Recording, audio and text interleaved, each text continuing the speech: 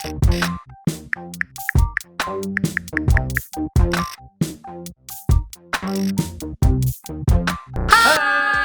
Welcome to one of our videos from our safe space to explore the big issues of life and faith in schools, in the local community and online. My name is Hettie and this is Tabz, and we are local youth workers and we travel around different schools or provide videos for different schools so that we can discuss the big issues of life and faith together and be a friendly face.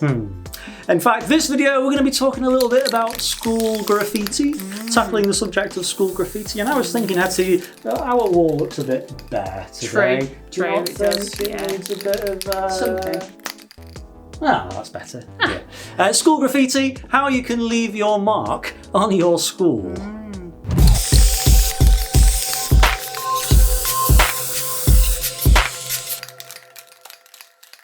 Hey Hettie, have you ever been scrolling through on your phone and you come across like a link and you're just like, I really want to click that link, I really want to know what that's about? Like the other day I was scrolling through and I saw this link that was like the world's most hilarious graffiti ever. Right, and was it? No, it was complete clickbait. It was just not impressive in the slightest. I have seen some graffiti that's quite funny though. Okay. So when I was in Israel and Palestine, there's this big wall between the two, and somebody graffitied on the walls, "Make hummus, not walls." Oh, because the wall represents like conflict and stuff, doesn't it? And they eat lots of hummus. It's like, really nice hummus as well. Yeah. And you know, there is some funny like graffiti. I mean, there's this one. The festive amongst us at Christmas time, or this one for those of us Christians, or there's this one for those that like a bit of ironic humour. That is quite funny. Or one of my personal favourites, give peas a chance. That's hilarious. I really like that one too. Give peace a chance. Yeah, it's great. Yeah, that is really, really good. I'm not amused.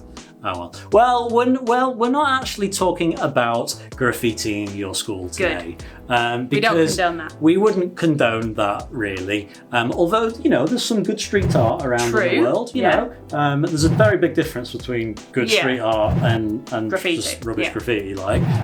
You know, I've seen some good street art. But we are actually talking in the more metaphorical way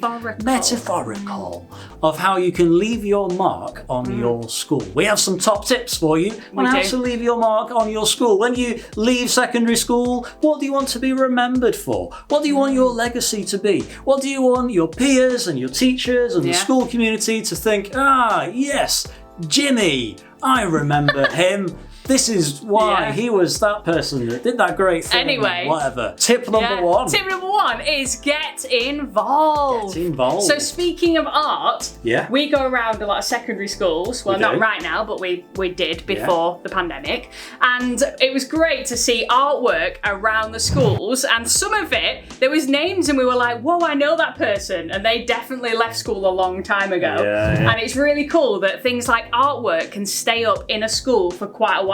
That's cool. Or like if you're on a sports team, there might be a trophy that might be involved, there. Or there might be a music team, there might be photos up of your music group, or memories of the concerts. There's so many things you can get involved with in school that make a mark, or leave a mark. If you're not like Hettie and you're obsessed with the limelight and you're like, I need to do this drama thing and this music thing and look at me, I'm like famous, I'm going to be Beyonce. No, it's not quite like that. Then actually you could leave your mark by shaping your school. Shaping your school is our second tip. If you want to be remembered for something, be remembered for shaping your school.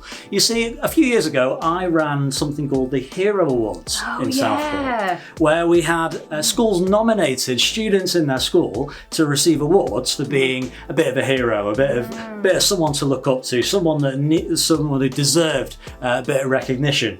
Really like that, and we got some nominations that were absolute quality. You see, this first person was someone who really really shaped her school. This was Sarah, and Sarah they described as a young lady who goes out of her way to promote fairness and thoughtfulness to others. It will also be her birthday on the 1st of November, which was the date of the awards. I think they were trying to, bribe me or something.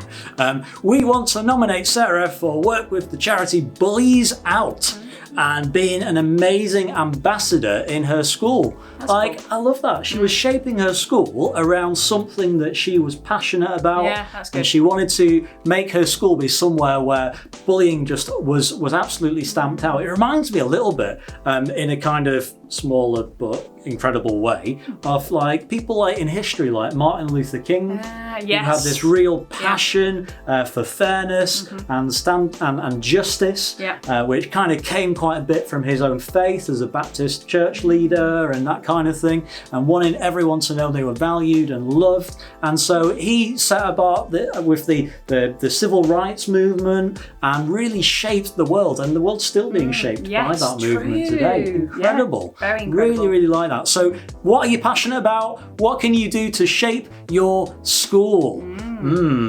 Tip number 3 is champion others. We had another nomination for the Heroes Awards from Sammy.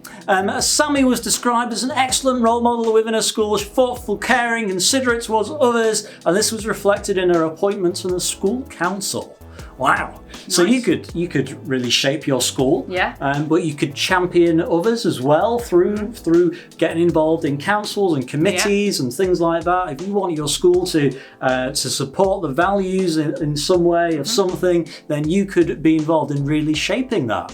But they also said about Sammy, they also said that she was known for being respectful of the beliefs of others, and that she actively represented the school and the ethos committee, which focuses on developing the spiritual side of the school. Wow. Which I thought was really cool, because actually, talking about faith, I guess, she was at a Christian school, a church school, but she was so involved, despite herself not being a Christian, she actually expressed Islam as her faith, but yet she was still so involved in the ethos of the school because she really believed in championing the values of other people. I really like that. Yeah, that's really building cool. that culture of tolerance and shaping the culture, championing others. Kind of like 2 and 3, really. Yeah, I guess so. Great example, Sammy. And it's really, really important that we think beyond ourselves. Tip number 4. Think beyond yourself. Because there are other people in the world. And what I think is great is there was somebody who we heard of who had done some brilliant things, and it said about Leah that Leah supported a pupil with severe and complex needs, spending time at breaks and lessons to ensure that he had access to activities. I think it's really cool that she thought, actually, I can help somebody else to get the best out of school life, and that's great. Yeah, so you could be remembered when you leave secondary school as being that person that was always thinking about others. This guy, Ben, he was nominated as being very caring and passionate to others, particularly younger students in the school, and he was known for having a significant role in helping pupils who are new to the school in Year 7 by supporting settling in. Oh, that was brilliant. Cool. He had all sorts of creative ideas and different clubs and things like that, and he was remembered as being this person who helped Year 7 settling in. You might be watching this as a Year 7, or you might be thinking in Year 8, Year 9, Year 10, Year 11, what could you be doing to support Year 7s settling into secondary school? Everyone's really been there. It can be a big step, but what could you do? What could you do to be creative with that? Really like that. That's good. But also tip number 5 is persevering through adversity. Ooh. You see, there was this guy, Josh, there still is this guy, Josh, who maintained this positive can-do attitude while suffering from a disability. And it was great that Josh just kept going and never said, no, I can't do that. Had a go at everything in school life and made the most of it. Great. In fact, Josh's disability was quite rare and not very well understood. But yet he's just finished and got his GCSE grades, and he's done so well. I'm really, really proud to hear of his story. So good. And our last point, though, is a bonus. Yeah, our bonus tip is to create something that outlasts you. Now, I'm thinking specifically about a wonderful group of people. You see, we run safe spaces to explore the big issues of life and faith in some of our local secondary schools.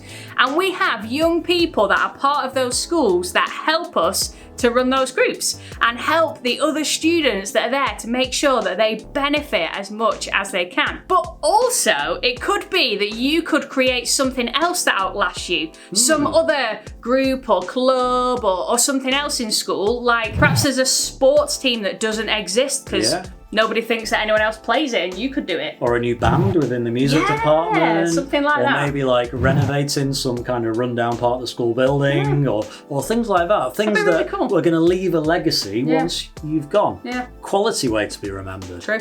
Great. So those are some quick tips on what you could do to be remembered, to make your time in secondary school the best it possibly can be. We hope to maybe see you along that journey, and we'd love to support you in whatever it is that you want to do to make your school a better place, to shape your school, to champion others, to really, really do a great job of getting involved in the life of your school. So if you've enjoyed this video, there is actually a longer version on YouTube because we have a Safe Space Southport YouTube channel where you can go and access loads of fun stuff, loads of games, good times, and lots of questions about the big issues of life and faith for you to think about. So if you like this video, go and check out Safe Space Southport in YouTube and find out what else we have to offer.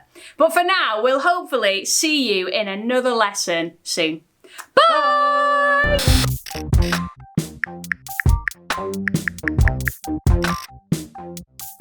Bye.